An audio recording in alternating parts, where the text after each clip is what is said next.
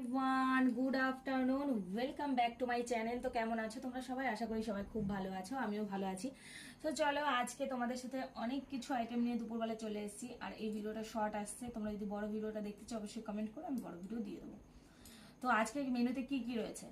এখানে রয়েছে সাদা ভাত। আর একটা কথা তোমাদের বলে রাখি, আমরা কিন্তু রেশনের চাল খাই, সত্যি কথা, যেটা একদম মিথ্যে কথা নয়।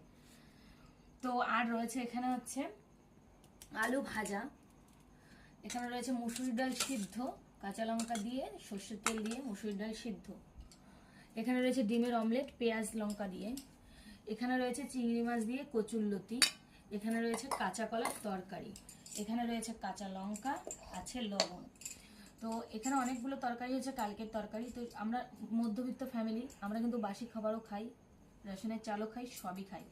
কেউ লজ্জা পেও না, আর কেউ বাজে কোনো কমেন্ট করো না, ঠিক আছে? তো চলো খেয়ে নিই।